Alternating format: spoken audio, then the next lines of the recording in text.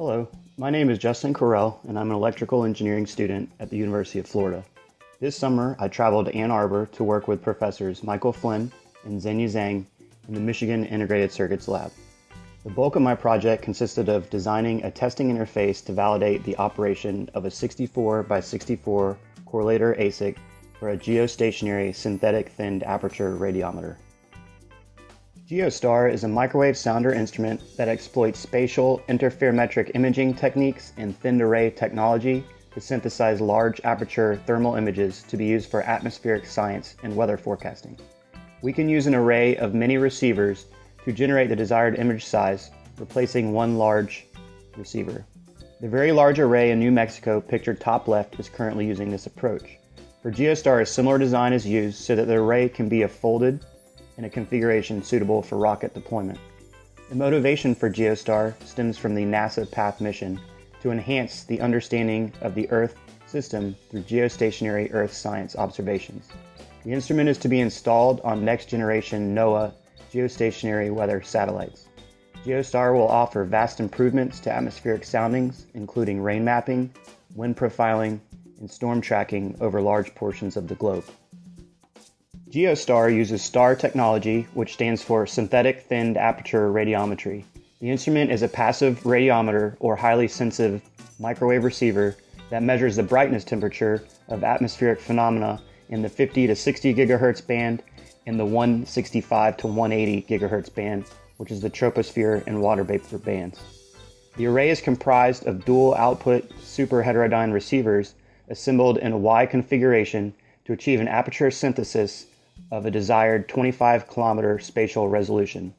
The interferometric imaging is performed through simultaneous sampling of all pairs of receivers in the spatial frequency domain, where change in sample relates to a change in brightness temperature through the inverse Fourier transform. Low power analog to digital converters digitize the receiver outputs, and low power high-speed correlators perform hundreds of thousands of complex multiplications to achieve the radius and polar angle of the sampling point.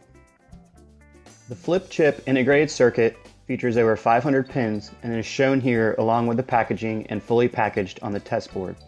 The control architecture includes a serial peripheral interface to program the control registers, an LFSR linear feed shift register to generate known inputs that will produce a known output independent of the analog inputs, a readout bus to view the output of the correlators and totalizers, and a scan chain to give observability of the boundary registers and other parameters not on the readout bus. The testing interface features a sophisticated test board designed by the Flynn Research Group. On board are 3 analog crosspoint arrays for input signal routing, a serial peripheral interface connection, and readout and scan chain connections. The testing interface also includes an Opal Kelly XEM 6001 integration module. The Opal Kelly is equipped with a Xilinx Spartan 6 FPGA along with custom front panel software complete with an application programming interface. The Opal Kelly is easily controlled by a custom C++ interface for data acquisition.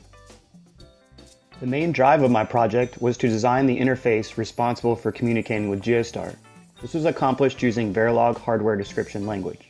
I created hardware modules that match a timing protocol outlined by the chip design. Once the design was complete, a behavioral simulation was performed.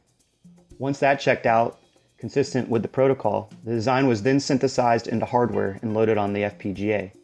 The bottom 2 pictures capture a very good day for the lab when we confirmed that Geostar was showing some signs of life. The write cycle shows the data being sent to an address on the chip, and the read cycle confirms the correct data received. Pictured here is a block diagram of the overall testing interface that was designed.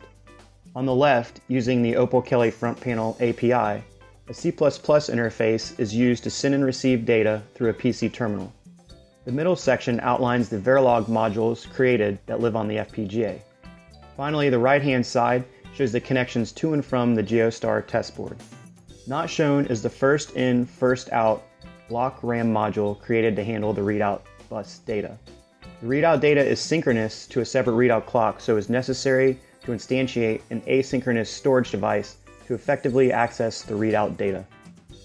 Pictured here is a view of the test setup. We used a clock generator to produce the clock for the digital core, several power supplies to power the reference and test board, and scopes and analyzers to monitor the chip's vital sign. The testing plan features fully automated testing through a MATLAB C++ interface that programs the IC through the SPI and analyzes the data on the readout bus.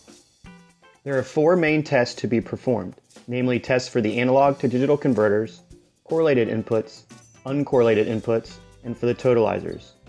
For each of the tests, Gaussian white noise is applied to each analog input channel. For the analog to digital converters, 2 different noise signals are applied to the inputs. The expected result is a threshold shift shown by calculating the inverse error. For the correlated inputs, the same noise signal is applied to the inputs, and we are looking for full correlation or maximum value on the correlators over time. For the uncorrelated inputs, different noise signals are applied to the input, and we're looking for no correlation or 0 value on the correlators over time. Finally, for the totalizers, again, different noise signals are applied at the inputs, and the average output of each bin should resemble a Gaussian distribution, the same as the signal source. The current progress that was achieved during my time at Michigan was demonstrated full functionality of the serial peripheral interface, confirmed that the scan chain was operable, confirmed that the configuration registers were operable, performed an integration using the LFSR default values and validated the expected result on the readout bus, reported a major milestone to the Jet Propulsion Laboratory that the digital core was operating at 30 MHz, and in my final week I obtained a valid output at clock speeds greater than 700 MHz. The future directions for testing include develop testing schemes to validate the DACs are working properly, develop a MATLAB-based data acquisition interface, and to begin testing with analog input signals. In conclusion, I would like to thank Dr. Flynn, Dr. Zhang, John Bell, Phil Knag, Matthew Schwindeman, and the rest of the Flynn Research Group for their endless advice and support.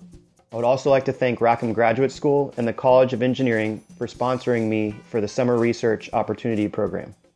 This has been an invaluable experience that has shaped the outcome of my future endeavors, and go blue.